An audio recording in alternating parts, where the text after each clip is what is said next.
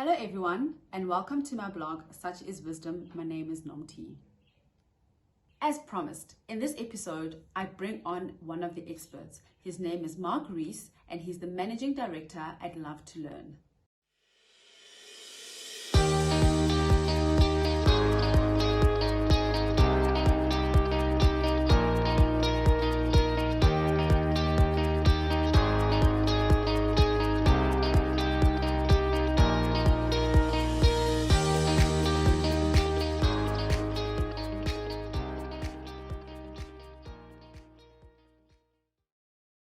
Hi, Marc, and welcome to Such is Wisdom. Please can you introduce yourself and tell us a little bit more about Love to Learn? Hi, Nomti. It's really great to be here. Thanks so much for this opportunity. Sure, there's a lot to tell you about Love to Learn. From a curriculum point of view, Love to Learn has been around. This year will be 15 years old. I can't believe the time has gone so fast. We were birthed out of a situation where we started homeschooling our own two girls when they were still 4 and 1 years of age. And in using other curriculums, there were things we liked, things we didn't like, and for anyone who's watching this, you'll find the same thing happens with you. There's no such thing as the perfect curriculum. It's what best suits you. And my wife, Ivana, who's the original author of Love to Learn, she started researching, and we'd used several bits and pieces from around the world. And then she started researching curriculums from America, Canada, the UK, Australia, and the national curriculum of South Africa. And from there, she put together the kind of scope and sequence, which originally started at grade 1 and went through to grade 9. And what happened over time was more and more families started hounding Ivana, saying, look, my school-going children are loving Love to Learn. But what must I do with my preschoolers? Please help. And Ivana said, look, really, before grade 1, let them play. And that lasted for quite a while until eventually the pressure became so much from the parents that she eventually she said, okay, what I'll do is I'll put together something for a grade 0 and a grade double 0, or in people understand the grade R or double R. And so we had a preschool section that came in. And then eventually we had to decide how do we want to finish. And cut a long story short, birthed out of Love to Learn is our sister company, Imperial International College. And there we align with the Cambridge syllabus for grades 10 to 12. And that is an online offering as well as books. And that focuses, as I say, just on Cambridge for grades 10 to 12. So Love to Learn as a curriculum itself goes from grade double 0 all the way through to grade 9. And we're a book-based curriculum, but we cater quite uniquely for kinesthetic, auditory, and visual learning styles. So for people who may be not in the know, basically what that means, kinesthetic children, they love to make and do. They want to use their hands. They want to be involved in the process. They've got to use their bodies. Your auditory children, there's a lot of stuff to read aloud. If you want to act stuff out, I mean, really, you've got lots of freedom.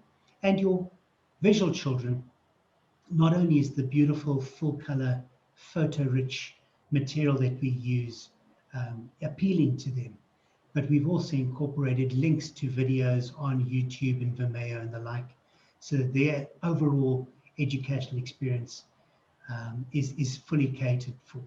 And that's very much in a nutshell how Love to Learn came to be about. I am the managing director of Love to Learn, and I've been in this place now for 15 years.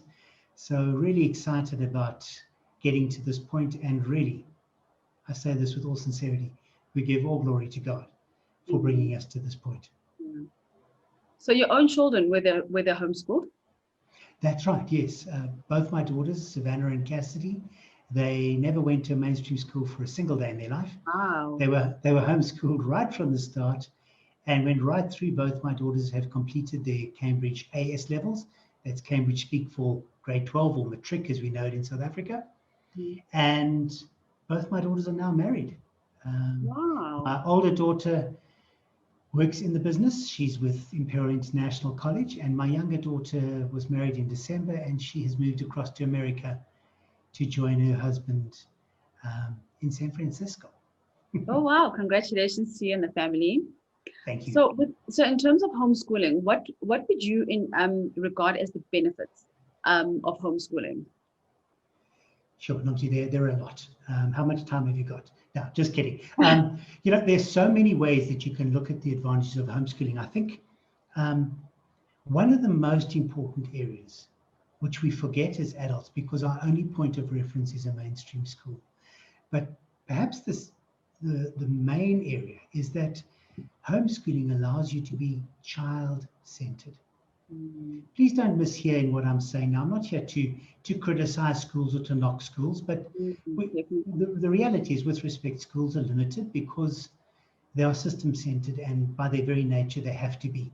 There is simply no way that one teacher can accommodate 20, 30, 40, 50 different children's needs in a class. But in a homeschooling environment, which is a lot more intimate and individual, it allows you, and especially we believe with Love to Learn, you can tailor to the needs of your child so that you can be more child-centered in the way you go about it. So that's just one of the advantages. I think, being able to tailor to their giftings, their passions, their needs. Another huge advantage of homeschooling is flexibility. Mainstream school, you start at 7:30 or you start at 8, depending on where you're at, and you go until, 1, 2, 3, depending on the school that you're at and the grade level. But that's it. If you've got a high performance child, but both of my daughters, incidentally, were high performance rhythmic gymnasts. They were both South African champions at one point in their lives and danced at a very, very high level in terms of modern and ballet. Now that takes time. So your child might be a swimmer, they might be a cricketer, they might be a tennis player, a golfer.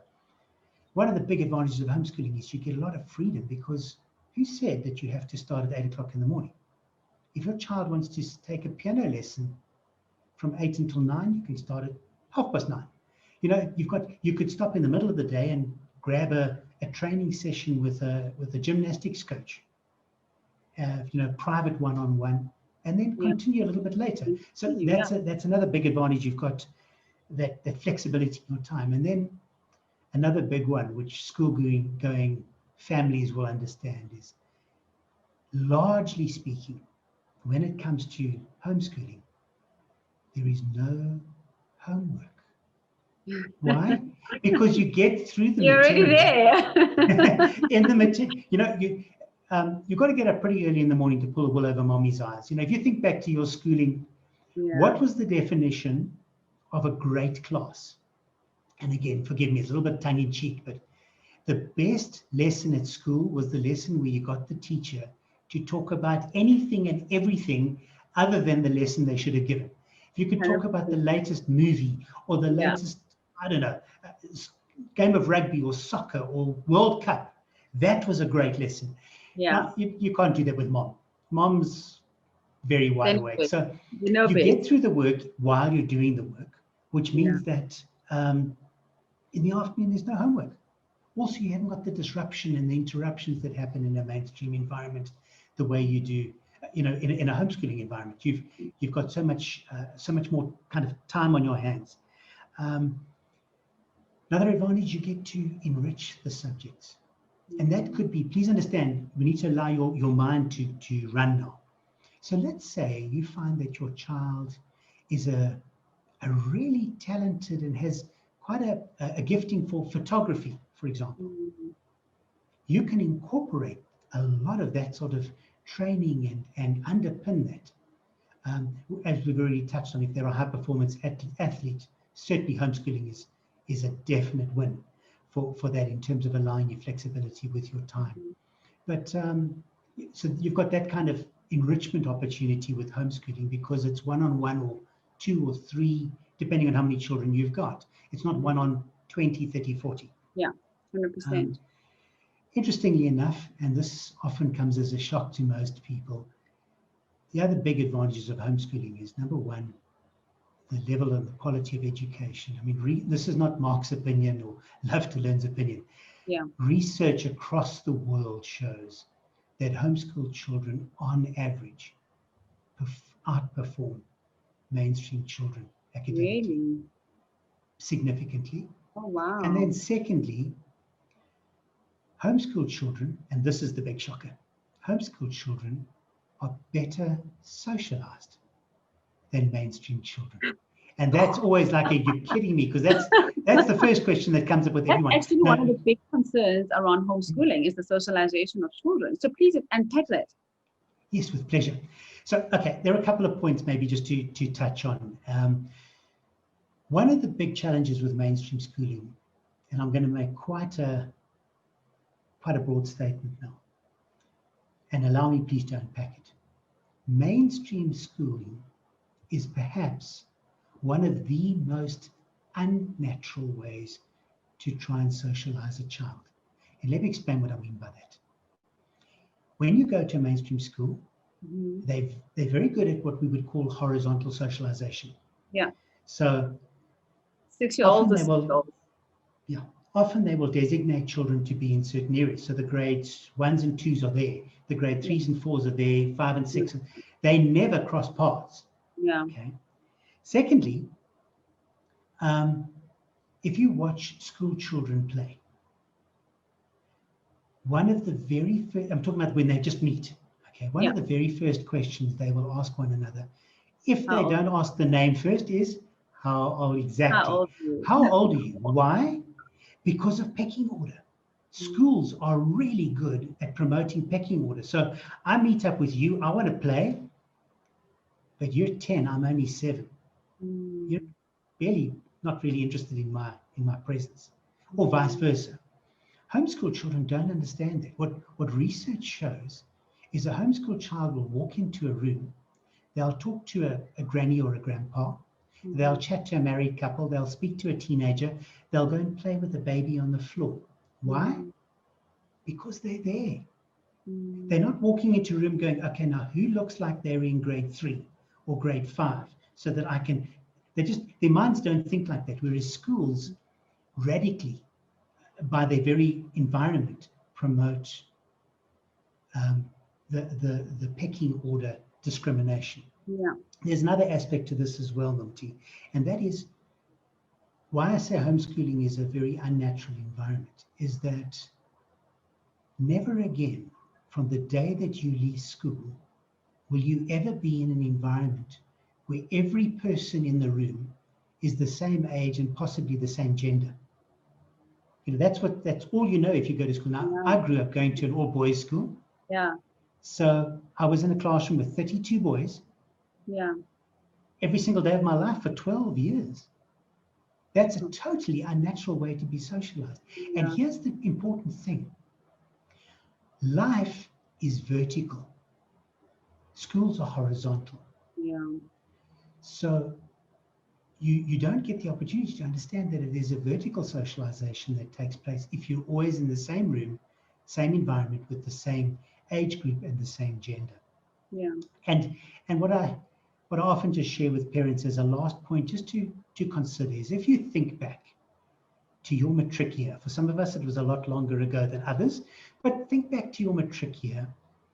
Picture that last picture of matric where you had all the guys or all the girls, or if you were in a co-ed school, all of them standing maybe in one of the sports fields, and they took a photograph of your matric class.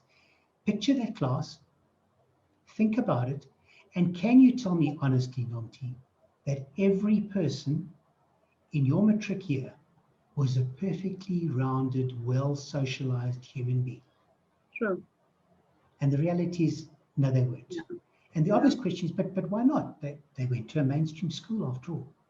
And that's why I say, school does not guarantee the socialization of a child. And certainly that environment isn't conducive to the vertical socialization. Whereas in homeschooling, you've got the opportunity to incorporate that constantly. And how did you guys do it with your children? How did you make sure that you brought that socialization element into it? To be honest, when we first started out, Ivana would literally every single day, she wanted to ensure that there was a play date. I mean, this was in our early days before we actually found out the realities of things. So we had to make sure that we thought, to make sure that our child is well socialized, we have to have a play date every single day, or our child is going to be mentally scarred for life. Okay? Yeah. And the reality is, In fact, that's how my older daughter got into rhythmic gymnastics, because a friend phoned us whose child was in mainstream to say, I've got to cancel, my child's going to go and try out for rhythmic gymnastics. So Ivana, in her panic, said, we'll come with. So don't know why, Ivana, it's maybe just a God-appointed thing. She put Savannah's leotard in her handbag and went to the rhythmic class to go and watch her friend being trained. And it was interesting because both children ended up in tears. The friend ended up in tears because she hated it, and Savannah ended up in tears because she was desperate to get on the floor. The children changed places, and that was the start of Savannah's rhythmic career in her schooling days. So, but you honestly don't need to be worried about that. Children are going to youth groups on Friday. Look, let me just take a step back. Right now, in the environment with course. no socialization and distancing, Yeah. all that kind of thing, it's for now very that difficult. kind of stuff is cancelled. But in general, yeah. In general, you've got play dates with friends. A homeschooling day is essentially a mainstream school day in reverse. Typically, if you go to mainstream school, you're at school in the morning, but you could be at home in the afternoon, or you could be doing extramurals or whatever. With homeschooling, you're at home in the morning, but it's not like you're going to be locked in a cupboard in the afternoon. Yeah. You're going to be out with your friends. Yeah. So you can be playing at a friend's house, you can be playing sport, whatever. Yeah. There's ample opportunity to be socialized. Okay. So Marc, if I'm a new homeschooling mom and I'm anxious and I'm thinking, how do we practically do this day to day? How do I structure my day? How do I know that my child is getting everything that I think they need in terms of education, in terms of, like just a rounded full homeschooling day? What would you think? What would you say, or what advice would you say that looks like practically? There are many schools of thought in this regard, Nomti. I can obviously speak to you in detail from a love to learn point of view, but I think it's important for new homeschoolers that they kind of get the bigger picture to start with. Okay. So essentially, there are 4 schools of thought, and I'm generalizing now, but there's 4 schools of thought when it comes to homeschooling. You've got putting the home back into school at a high standard, and that's certainly where we believe love to learn plays. 100%, you also get curriculum providers that are school at home. So they're an actual school curriculum. They follow the CAPS curriculum, and you essentially import the classroom into the home. And again, they tend to be very worksheet driven. I don't mean to comment in a way that's going to 100%. Criticize. That's not where I'm coming from. Then you've got a third approach, which is commonly referred to as an eclectic approach, whereby someone might source information from all over the place, and they bring it all together, and they would do this themselves. Yeah, so whether they bring stuff from the internet, whether they buy some stuff from certain curriculum providers like ourselves, or whatever they do, they put together this eclectic mix and they educate their children like that. And then the fourth kind of homeschooler would be what they call the unschooler, believe it or not. And again, I think if you were to ask 10 people for a definition of unschooling, you'd get 10 different definitions. But in principle, the way I understand it, an unschooler basically is saying to their child, what do you want to learn? Okay, let's go and find information, and we'll explore and kind of go down those rabbit holes, broadly speaking. Now, again, what's so important to understand, Monty, is one of the reasons why, and I'm talking now to the viewers of this, one of the reasons why possibly one of the reasons is why you're choosing to homeschool, is because you're tired of being dictated to by a state-driven school environment or a system-centered environment. You want to be more child-centered. So please don't make the mistake then of falling into the trap where another person who's educating their child at home now tells you exactly what you must and mustn't do. Exactly. Because there's some families who thrive doing the eclectic approach. There's some families who might thrive doing the unschooling approach, and there's some families that thrive doing the school at home. Thankfully, from a love to learn point of view, there are many families that thrive on looking to get the guidance from someone like Love to Learn, where we ensure that the scope and sequence at every level is covered. Mm-hmm. But you get to choose what you want to do and not do. So we don't dictate to families. Mm-hmm. So there's some moms who are quite fine putting together their own lesson plans and things like that. Whereas the other moms who are panicking because they want that kind of structure because it makes sense to them. Yeah. What I say to you, if you're that kind of mom, please don't be embarrassed or don't feel that there's something wrong with you because you 100%. happen to work well with some sort of structure. For goodness sake, go and find structure. Okay? Doesn't mean to say you can't personally, I'm change one it. of those moms. I love Okay. the structure, and I love the fact that I know that certain things are covered, and I love the comfort of knowing that certain things are covered. And Right. therefore, I find comfort in that, and I then thrive and are able to help the children appropriately. But I think I also do natural learning, because whenever the kids ask me questions, we do go down a rabbit hole, and that gives me an opportunity to see where they are at.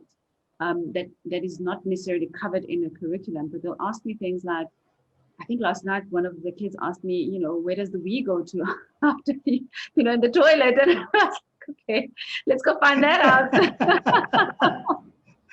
Ah, lovely. So it's a lot of fun. Yeah. It's a lot of You're fun. absolutely right. You touched on such an interesting point, Namti. That is perhaps possibly one of the other advantages of homeschooling is you have the opportunity to encourage your children to be critical thinkers. Yeah. Why do I say that? In a mainstream environment where you've got 20 to 50 children, there isn't time for a teacher to explore being critical about an answer. Typically, and again, I'm generalizing, but typically in a mainstream environment, if the student puts up their hand, asks a question, the teacher will give them the answer.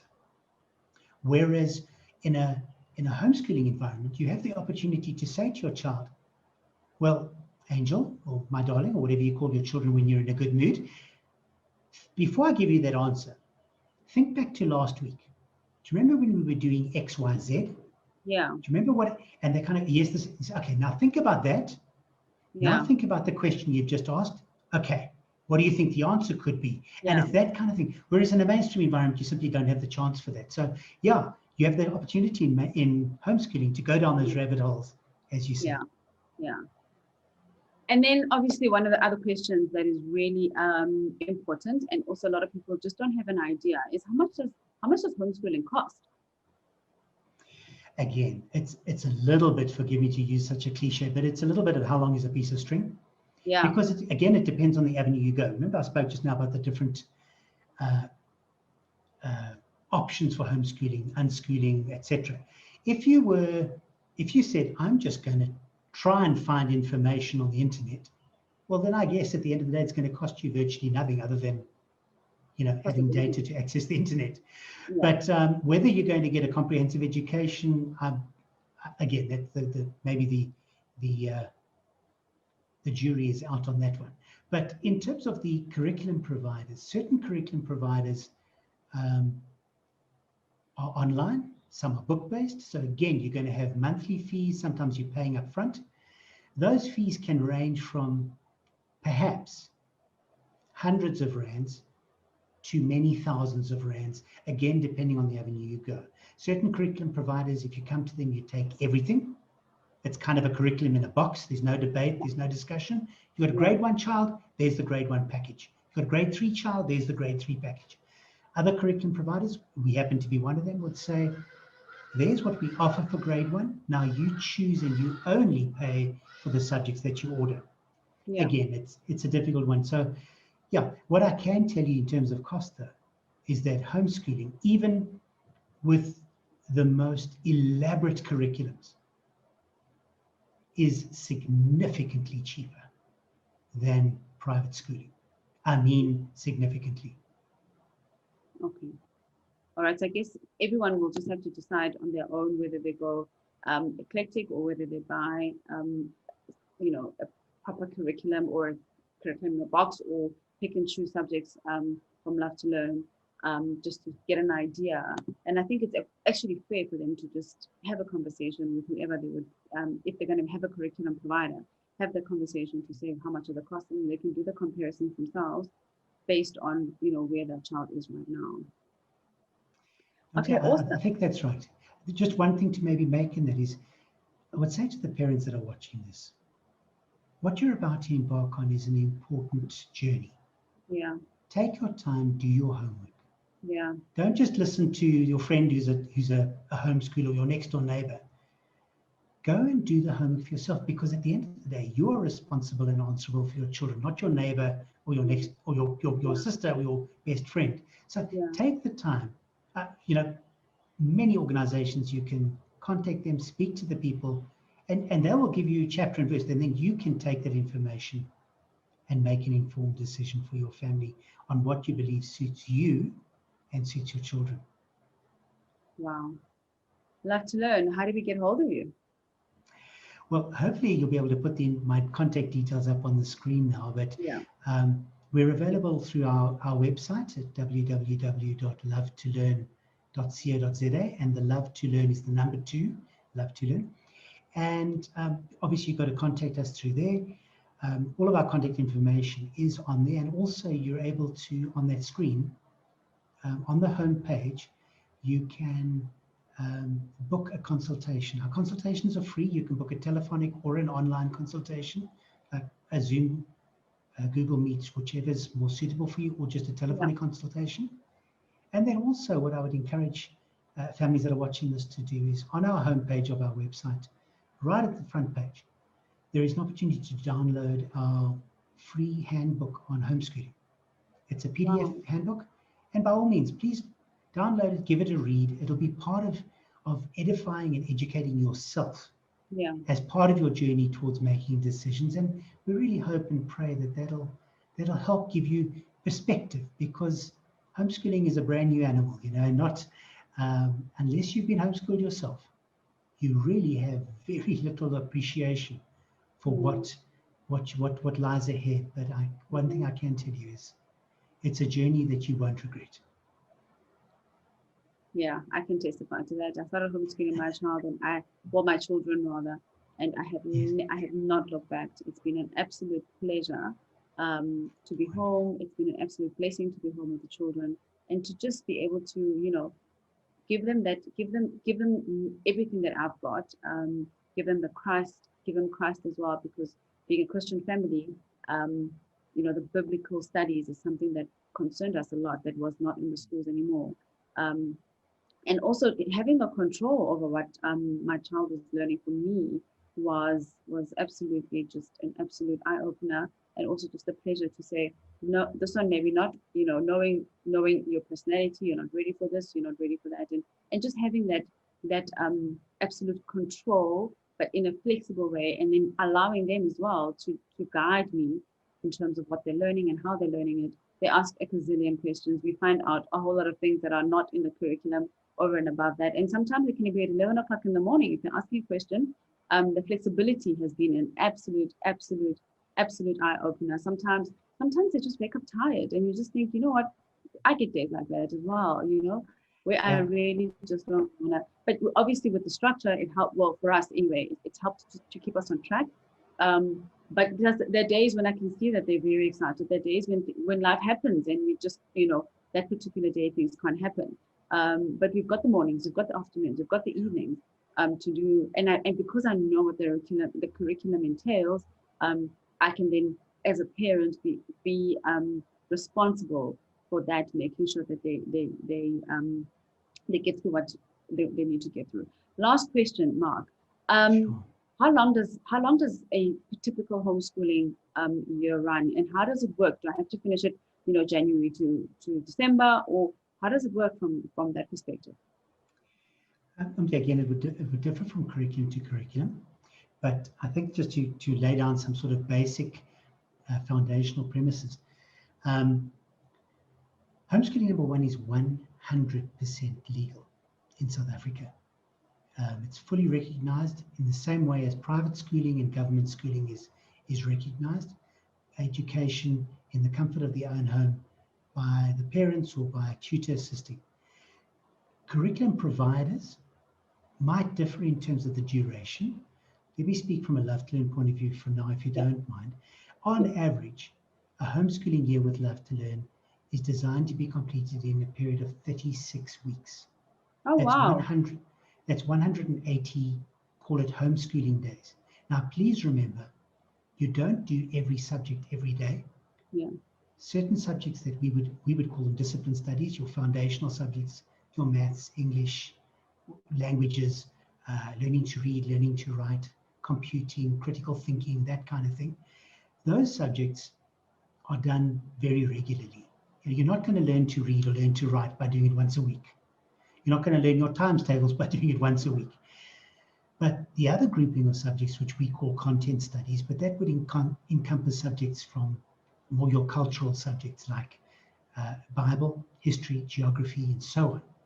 Those subjects are done less often. Let me just state, our Bible is done every single day because for us, that is the singularly most important subject.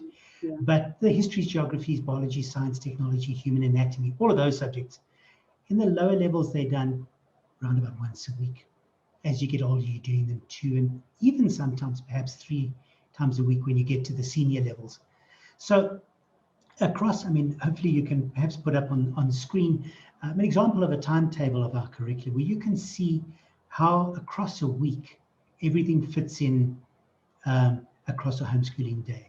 So when you're at a very junior level, you're maybe homeschooling for, give or take, somewhere around 4 hours in a day. As you're getting into high school levels, you might be into more like 6 hours a day.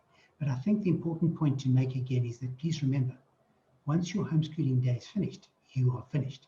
Yeah. You're not now still going to be spending the evenings anything from 1 to 3 hours at night. I have families who come and consult with me wanting to move away from mainstream schooling, saying their children in grade 1 and grade 2, and even at that level, they're already doing 1 to 2 hours of homework every single night. Yeah. I'm just astounded. So although it might sound like a longer day than a mainstream day, depending on which school you're at, please remember that once you're done, you're done. Yeah. So you're looking at about 180 days. Mainstream schooling is around about 190 days. But I think what the important point to make is that what you cover with Love to Learn in 180 days, with respect, is significantly more than you cover in a mainstream school in 190 to 200 days.